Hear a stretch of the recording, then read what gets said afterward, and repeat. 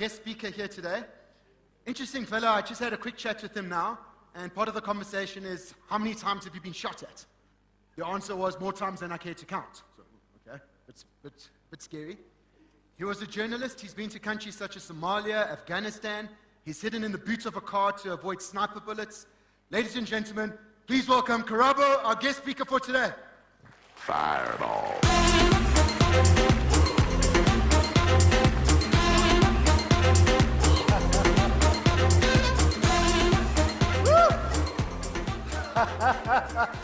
That's really awesome. I asked Pia to pick the song for me. She said, "What song do you want?" I said, "I don't know." I said, "Pick something nice and upbeat." I think she picked just the right thing for me.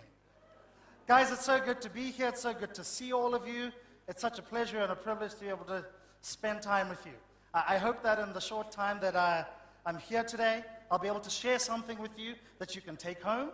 I'll be able to share something that will encourage you, something that will empower you to pursue the things in front of you this year with more passion, with more vigor, with more conviction than ever before. Let me tell you just a little bit about myself. I'm a Durbanite with a Tswana name. Yeah, Durban! Well, I'm sure half of you just came back from Durban. You know, I know over Christmas you guys pretty much own our town. Durbanites leave Durban to run away from Joburg people. It's a crazy and weird thing. It's great. It's awesome. I love being in Durban, especially after so many years being away from the country. It's so nice to be home, to be amongst familiar things and old friends and my mother's cooking from time to time and all those good things that you take for granted when they're near at hand. I live in Durbs. I live with my wife, Tuli, and my little boy, Mila, who's 8 years old, and he's just a little bundle of joy. We're expecting another little one, which we're really excited about, and we just found out that it's a little girl. Yeah. So I'm about to complete the set, as it were. You know, but as much fun as that all is, as much excitement as is tied up in all of that, it's already started the naming wars.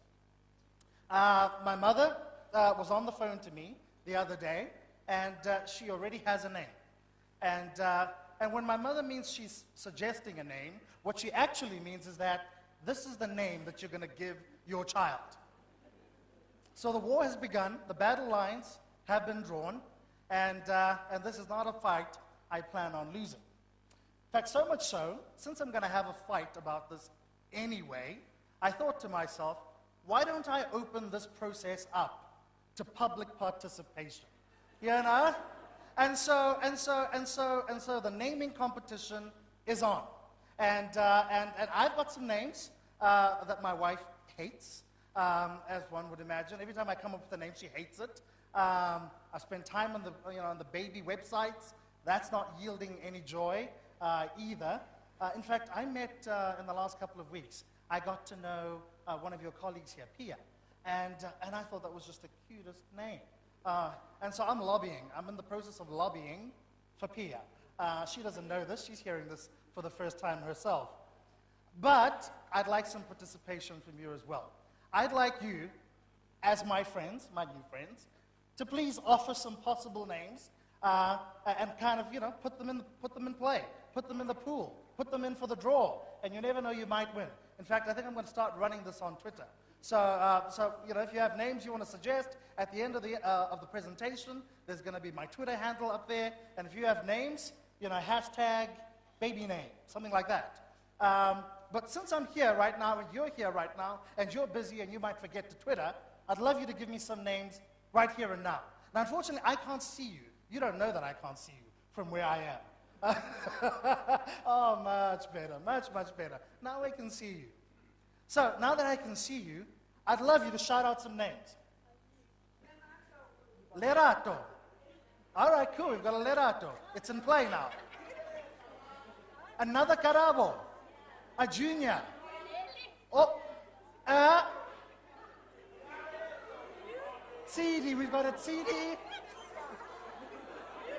Uh-huh. Okay. I got a couple of those. And I assure you, they're going to go into the drawer. But I'm also going to ask you to please go on Twitter and put these names up there, and you never know, you might win. Maybe I'll have like a little prize for the person who gives the awesome name. You know, guys, during lunchtime, I did one of my favorite things. I love being a ghost. So I was walking around at lunchtime, observing all of you as you were having lunch and having your conversations, not knowing who I was, and just kind of trying to get a feel for this environment, get a feel for who you are, what kind of people you are. And in fact, the fancy dress, I love the fancy dress. You guys are rocking. You guys are awesome. You guys are, you're my kind of people. In fact, you're so much my kind of people that, I often talk to people, particularly when I go to schools and I talk to young people, and I'm trying to encourage them to not be so bound up in peer pressure and expectations. I tell them a couple of stories, and one of the stories I tell them is about all the phases that I've been through my life. As you see me, it's a bit later on in the story, with my belly and my bald head, and but I'm glad to say it wasn't always like this, It wasn't. It really wasn't. And I'm so glad that I got all my experiments done early. So whether it was bleaching my hair or whether it was having earrings, at one point I must have had 4, 5 earrings in my ears. But perhaps the most interesting phase of all is that I went through a dress phase. Yes, you heard me right. I went through a phase during which I only wore dresses. Well, yes and no. Yes and no. Yes and no. I went through a phase during which I just discovered somewhere by chance something called a kefta or a galabea. I'm sure you've seen those outfits that Muslim gentlemen wear, those long, flowing kind of dresses. And so once I discovered one, I put one on, and the air flowed beneath me. I was totally hooked. There was no going back. And so for a year of my life, if you knew me, every single day you would have seen me wearing my dress. And my friends were convinced I'd gone absolutely nuts. I remember showing up at a friend's 21st birthday party in my dress. And I just remember the shock and the awe amongst the people who were there who hadn't seen me in a little while. So I identify with you as you are in your crazy outfits and your skirts and your hats and this is just my kind of crowd. But also what I see when I see you is so much diversity. I see a lot of young people. I see some not so young people. I see some, I see people like me, I see black people. I see white people. I see people who I'm guessing are Christian. I'm seeing people who I'm guessing are Muslim. I'm seeing a whole diverse group of people. And in fact, on the basis of the time that I've spent here with you today, it sounds like this has been an environment of a great deal of change. A lot of things have happened. A lot of things have changed. The earth has not been that solid beneath your feet. And I saw the organogram, and it seems a whole bunch of new people have joined the organization. I'm sure some of them you haven't even met yet. So the question is, in that environment, and in the context of the challenges that you're facing as an organization, how do you make that work? How do you all come together? How do you stop yourselves from becoming little cliques and little groups and little factions? How do you create a whole within which all of you can thrive? So today I'm going to be exploring the concept of unity in diversity. We live in a world where this concept is under more threat than at any other time in recent history. More and more people believe that unity and diversity is a pipe dream. It's the hope of idealists. The idea that diverse people with different talents, objectives, outlooks, religions can live and work in harmony seems ridiculous to a lot of people. Instead, they want to make everyone the same. They want to turn us all into little robots. Nowhere has this thinking been more evident than in the war on terror. I think it's a very unfortunate name, this battle between the powers of the Western world and the forces of Islamic militancy. You say, in this battle of wills, in this battle of wants, in this battle of wills between these two civilizations, one single question is inescapable. Can these two worlds live side by side in harmony? Or are they doomed to this bitter conflict? In his seminal work, the American academic Samuel Huntington tried to deal with this question. And his conclusion was in the affirmative, that these two civilizations are, by virtue of their values, certain to come into contact, certain to come into conflict with each other.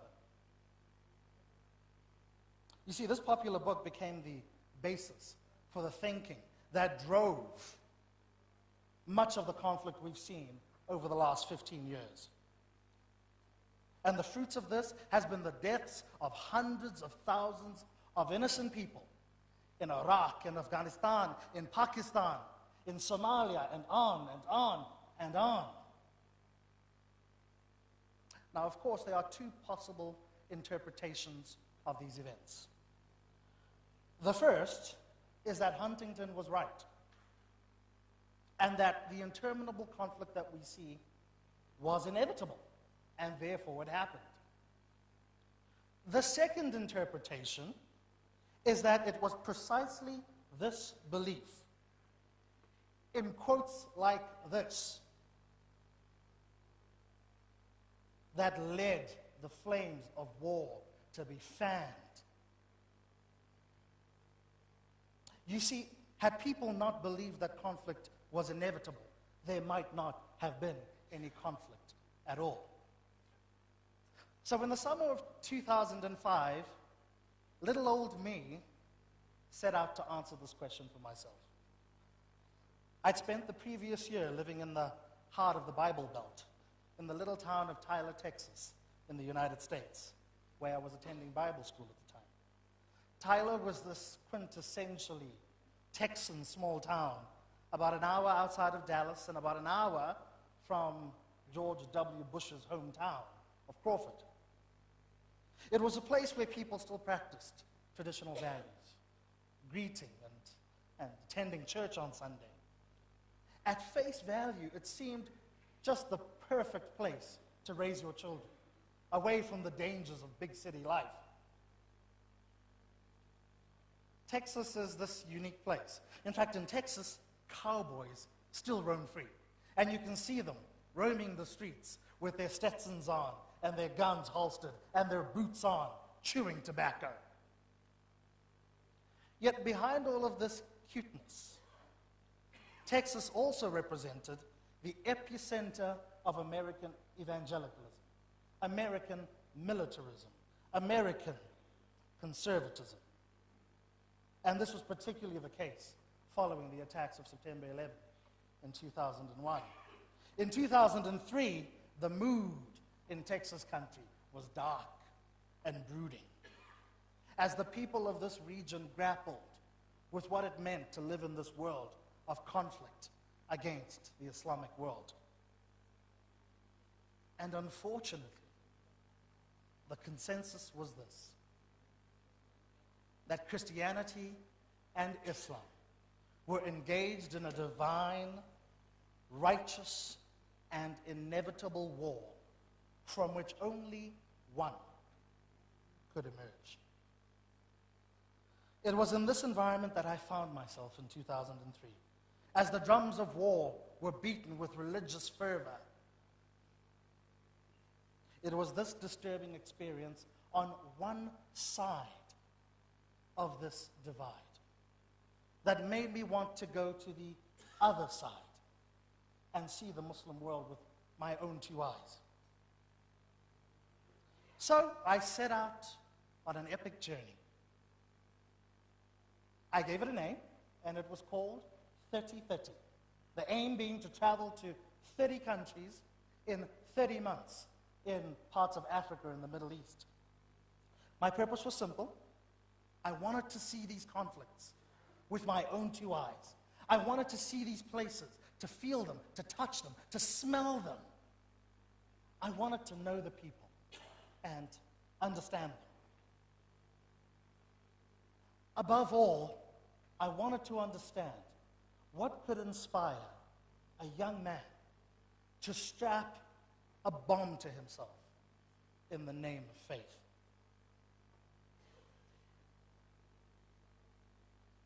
As I traveled from country to country, from conflict to conflict, from home to home,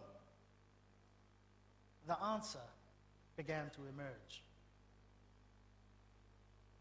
It revealed itself not through some great epiphany, nor through the wise words of some president or king or imam that I met.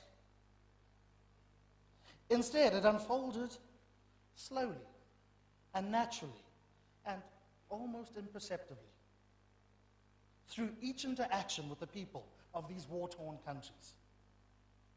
It emerged through the friendship that I built with Hani Shahata, a dear friend of mine and a committed Muslim and believer in defending the people of the Muslim world, who invited me into his life and into his home during the time that I lived in Egypt. It emerged through my friendship with a young doctor who became my protector and my guide as he led me into the mountains to meet the Pashtun tribes of Afghanistan. And as I sat and ate and shared life with members of the Taliban, I learned. It emerged through 1,000 little kindnesses that I received from strangers who, though knowing that I was Christian, still offered something of themselves to me with no hope of reciprocation. It was in these bonds of friendship that I knew that the doomsday prophecies of men like Huntington were not true. I knew peace was possible, that we, Christians and Muslims alike, could live in peace. Not just coexist, but thrive together. What we really needed, what we were desperately missing, was a greater measure of understanding and appreciation. And when we work together, when we live together, when we laugh together, when we mourn together, our mutual humanity becomes more obvious and provides the basis for these very bonds of love and friendship to be formed. The love and friendship that makes all things possible. The love and friendship that will make all things possible here, amongst you. The love and friendship that will make all these goals that we've spoken about today possible. The love and friendship that will sustain you. The love and friendship that will give you the pride that you need in what you're doing. The love and friendship that will fuel the passion you will need to work the long hours, to go the extra mile, to fight a little longer, to fight a little harder together.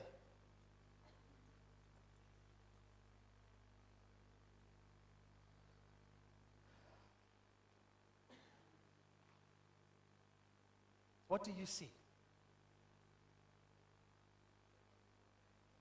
What do you see when you see this image?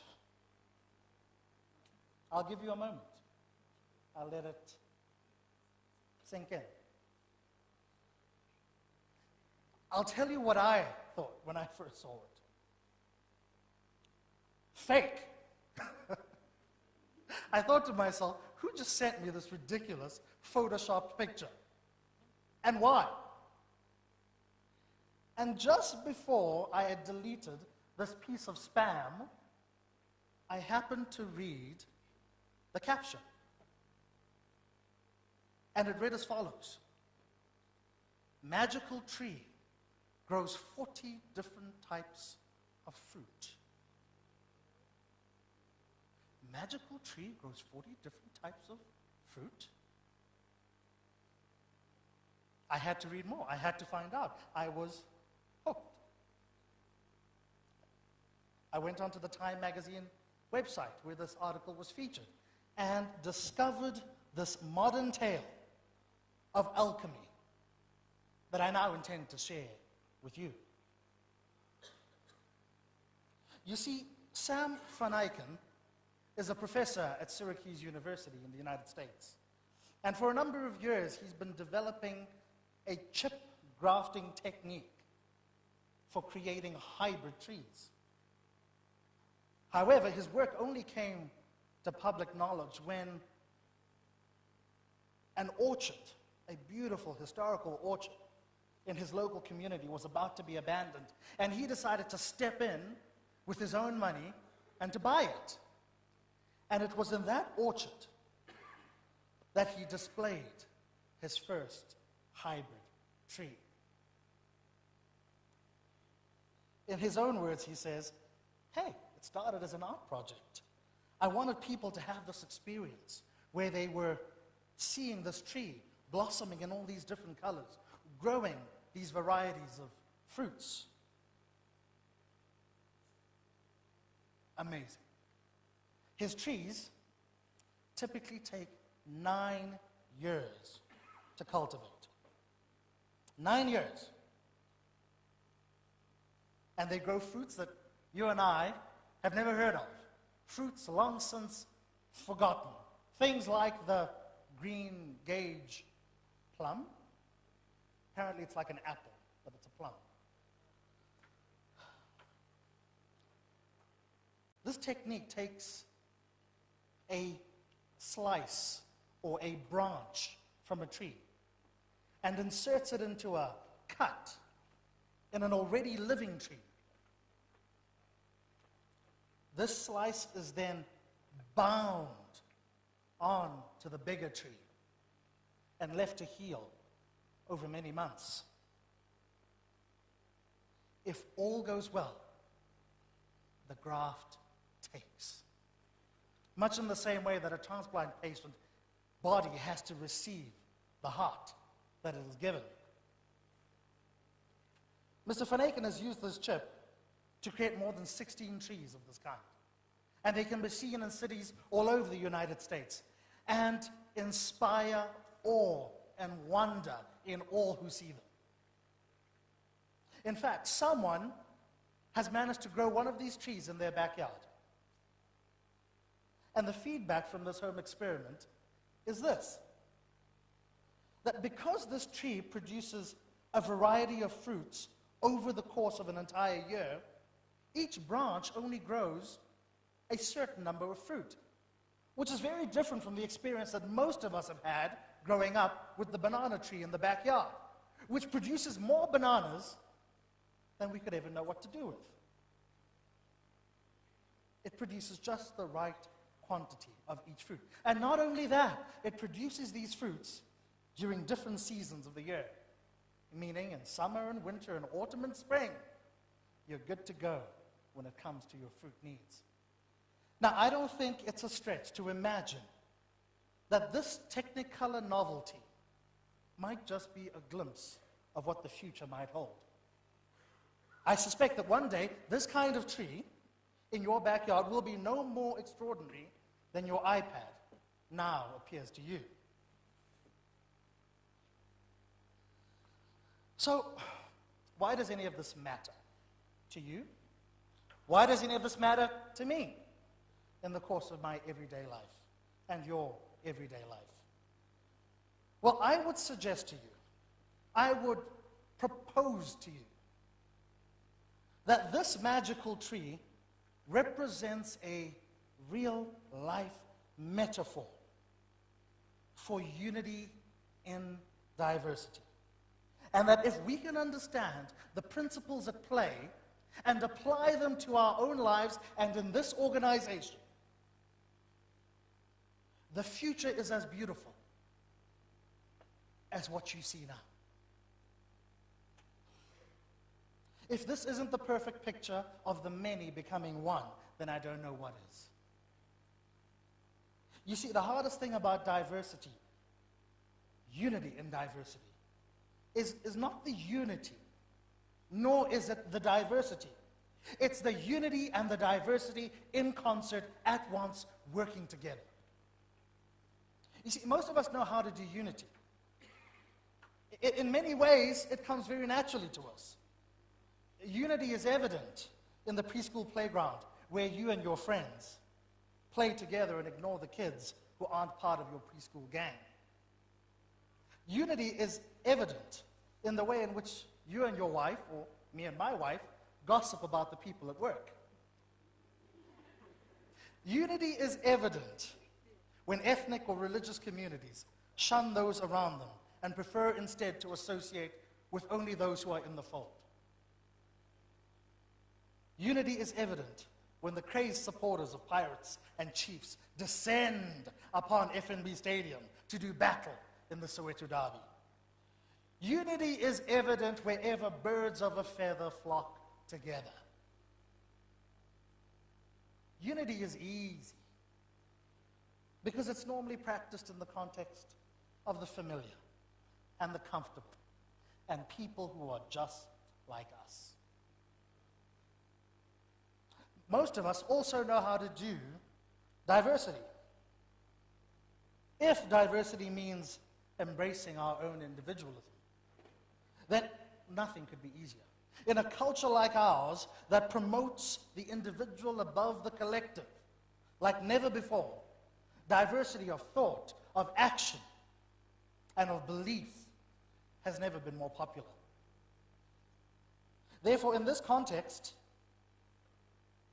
individualism, diversity is evident every time I'm on Facebook and I read a post by some 19-year-old telling me the 21 reasons why the Jonas Brothers are a greater band than the Beatles. Because he's an individual. Diversity is easy because it's about me, myself, and I. You see, unity in diversity is difficult because it challenges us to see and appreciate the individual in the context of the group. It is the ability to hold this tension between our own desires and the needs of the organization that we serve that matters. For most of us and for most organizations, this tension seems untenable. Therefore, there's a tendency to compensate in one direction or another, towards one extreme or another. At the one extreme occurs when the organization becomes so overbearing in its demands for compliance and conformity that it strangles the life out of its people. The other extreme is where people become so blind to anything but their own desires and ambitions that they destroy cohesion and wreck the organization. The truth is that being your most authentic self, your most brilliant self, can bring you the fulfillment that you so desperately desire, whilst at the same time contributing to the success of the organization that you serve. As each one of you shines, so FNB itself is strengthened and empowered and made great. You see, the magic tree is proof that as each branch grows and flourishes, the entire tree is imbued with greater strength, with greater vitality and beauty.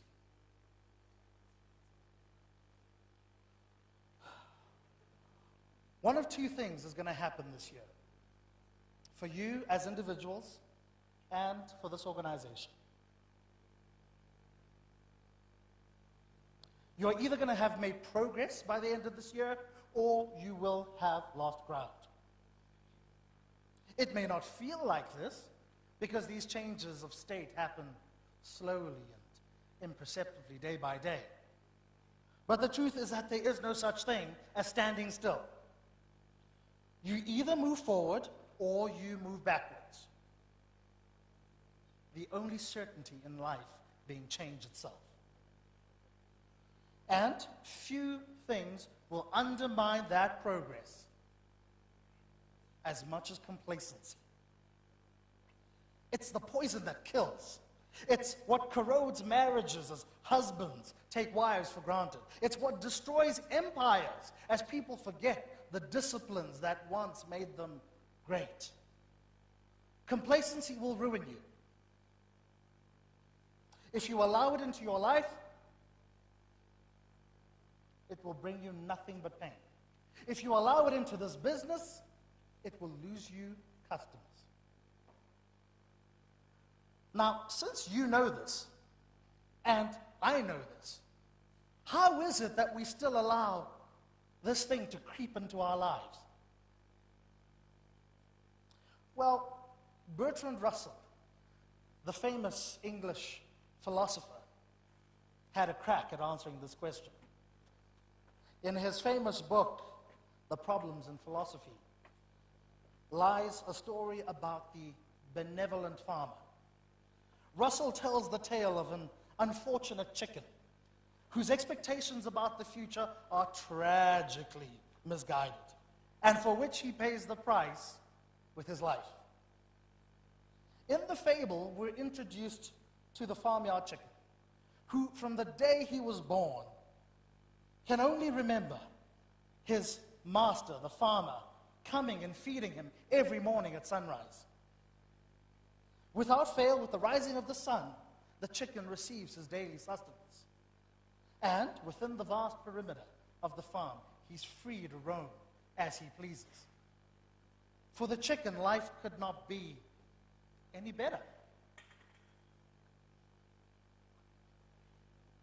And with the passing of each day, his confidence in how good life is increases. In fact, if you were to plot it on an X and Y axis, on the day that things go wrong, happens to be the same day that his confidence is at its highest.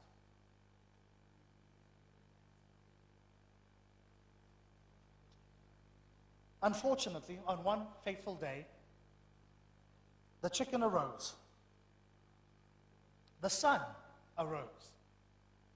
His master came, but not with food. That day, the chicken became that night's dinner. Oh, man. You see, what Russell was trying to demonstrate here is that the chicken's error was to assume that past experience should serve as a guide of future outcomes. In other words, the chicken assumed that tomorrow would be like every day that came before it. And on the morning that the chicken met its end, it received the rudest of rude awakenings. You see, this is precisely why there are so many former millionaires in the world. Because they assumed that tomorrow would be like yesterday. They allowed themselves to be deluded by their own past success, and in so doing, left themselves vulnerable to catastrophe. Now here's the hard part. Some of you in this room have been working here for a while. Maybe longer than a while. Maybe longer than that. Some of you have become comfortable in what you do. Some of you don't think that you can learn much more about your department or about your job. Beware! This, my friends, is how you become the chicken. Don't be the chicken. Don't be the chicken. Do not be the chicken. The truth is, yesterday was yesterday. Today is today. And tomorrow is largely unknown. Now, please understand, I'm not here to make you feel anxious. Not at all.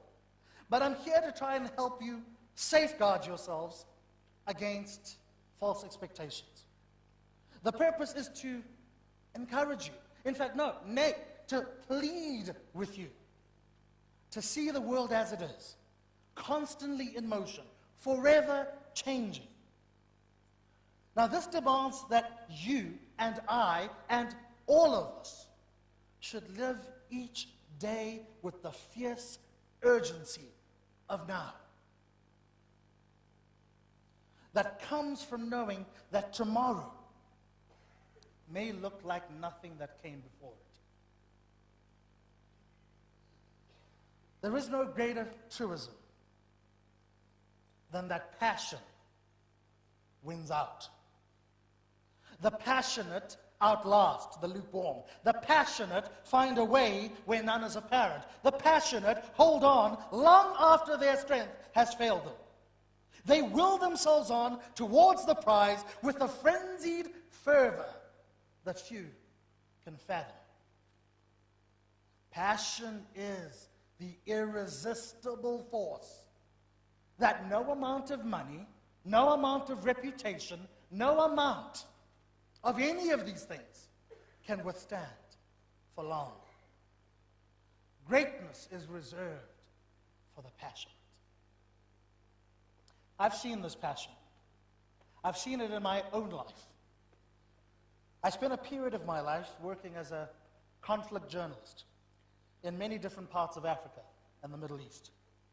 As mentioned earlier, it all began with my desire to travel to these 30 countries in 30 months and to see with my own eyes what was happening in this world.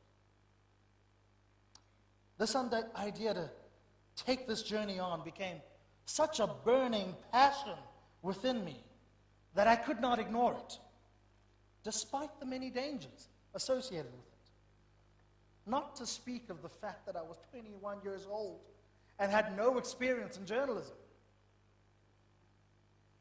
So, in early December 2005,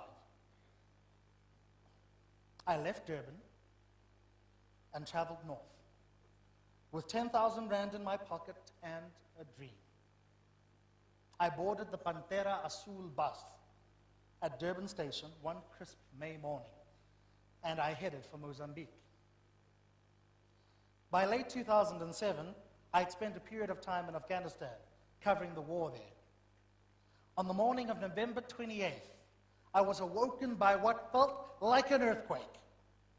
And through the haze of my suddenly broken sleep, I heard the windows shattering all around me and the deathly screams of men, women, and children.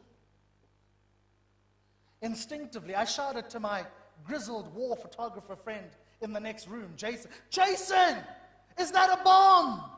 To which he said, "Yeah, mate." And I said, "Well, let's go." And within a minute, we were leaping out of the building and into the street below.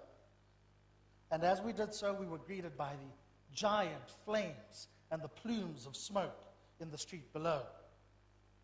As we sprinted towards the scene of the bombing, hundreds of people were running in the opposite direction. Many of them were bruised and bloodied, whilst others were already dead. Their charred remains strewn across the road. That day, a Taliban insurgent had fired a rocket-propelled grenade at the convoy driving the Minister of Defense as he entered the ministry building just across the street from my little hotel. A number of people were killed. With hindsight, I'm as surprised as you are by what happened that day, by my own actions during my period of my life as a journalist. What was it that made me run towards the trouble when everyone was running in the opposite direction? In February 2009, I remember being on the Rafah border between Egypt and Gaza during another flare-up of the Israeli-Palestinian war. It wasn't so much a war as it was an overwhelming aerial bombing campaign by the Israeli Air Force that saw 1,400 civilians die, all Palestinian. On the border that day, thousands of Palestinian refugees were fighting to get out of Gaza, seeking refuge from the carnage. I could see them lined up on the other side of the fence, as far as the eye could see. Where I, on the other hand, was fighting just as hard to get in. And I did.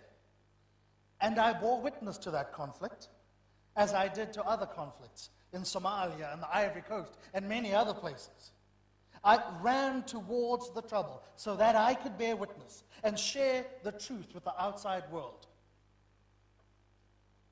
Did I always know what I would find on the other side? No. But then again, I didn't need to. All I knew was that I had to go and see and tell the story, such that I could be here today to encourage you. What drove me in even those darkest moments, when fear set in and with it the desire to turn back, was passion and nothing more.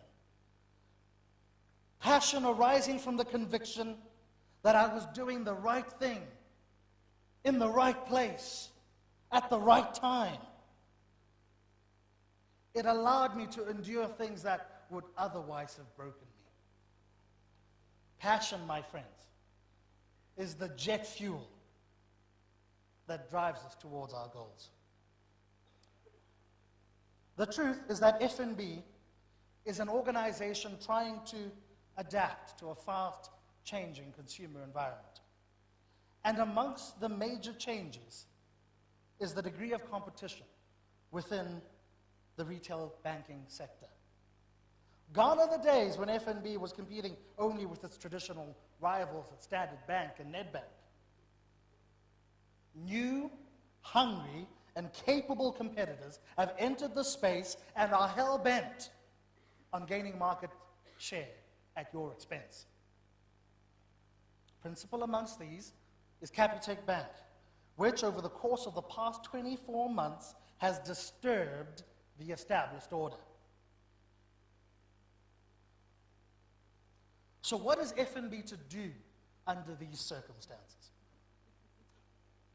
Well, there was a time when you could buy your way out of this problem, spend your way out of this problem, engage your opponent in a price war to the death. It was ugly, it was painful, but it could be done. But that won't work anymore. Not in this new environment, where even the new entrants to the market come armed with their own war chest. Therefore, the answer is a simple one. You have to out-passion the competition.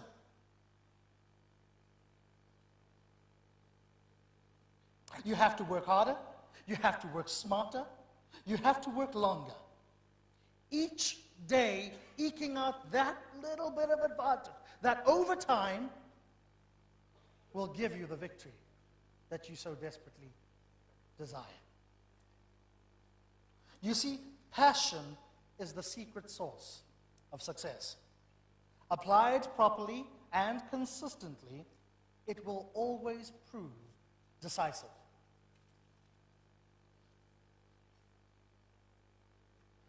Passion applied to a compelling vision produces excellence.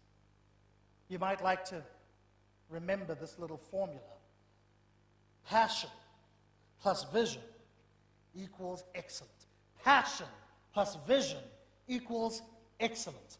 Passion plus vision equals excellence.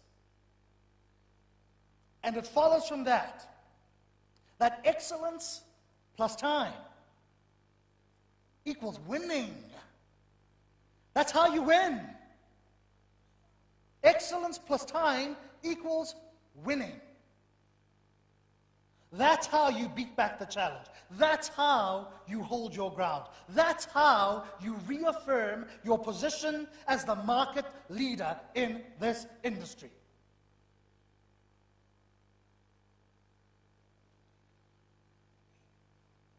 There's vision here. I spent part of this morning being introduced to that vision. Some of you already knew the vision. Some of you might have been seeing it for the first time. There is a vision. Your leaders have provided you with a roadmap for where you want to go, for where you can go, for what you can achieve, to how you get to 5 million. But you see, it's your job and it's my job every morning to show up and bring our A game. You have to bring the passion. I can't give you the passion. Ryan can't give you the passion. You have to bring the passion and the enthusiasm. Passion plus vision equals excellence. Excellence plus time equals winning. Amazing things can happen in this place. You can be part of an amazing story. You can be part of a comeback story. Who doesn't love a comeback story? Well, there's a comeback story just waiting to be told about what happened in this place at this time. About how you took a few blows. About how some things went wrong. About how you lost ground. About how you were beaten up and bruised up and in pain. But how you found your way back. How you dug deep. How you found that little bit extra. How you passioned your way out of it. And how you came out the other side. Back at number one, where you always wanted to be. Where you always believed you needed to be. You can do that here. You can do that here.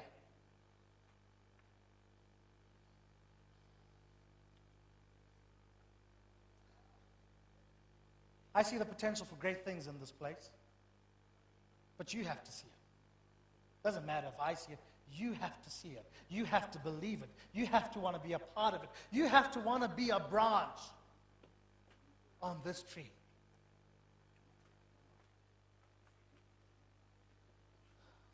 Every great story ever told, at its core, is a story about vision directed.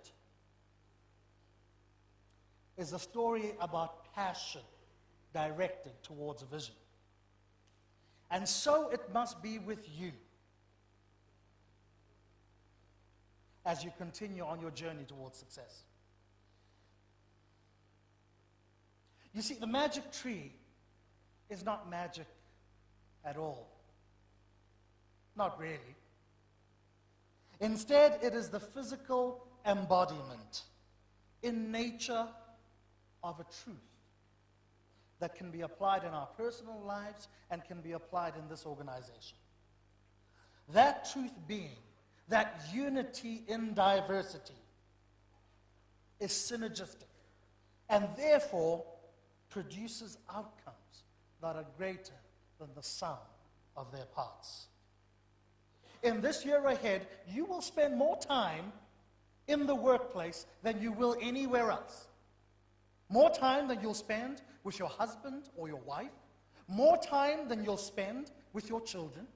More time than you'll spend with your friends or in your favorite hobby. Therefore, let this place be more than a place where you just come to do an honest day's work. Let it be the place where you can bring your branch with all its imperfections, with all its idiosyncrasies,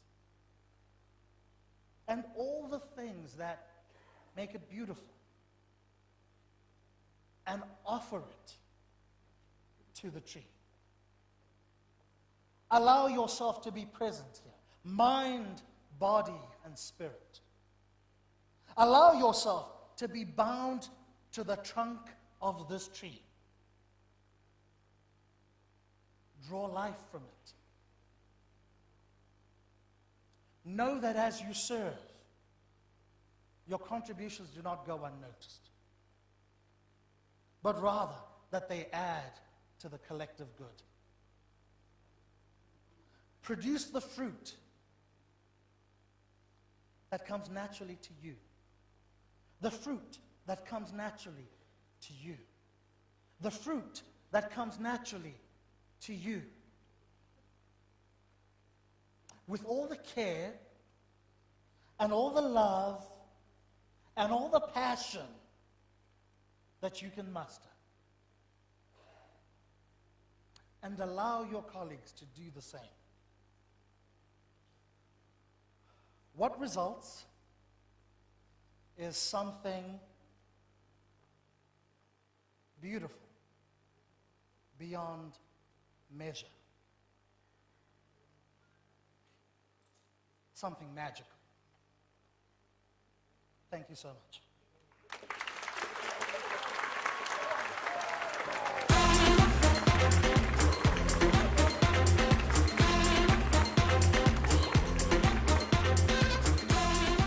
Nicely done.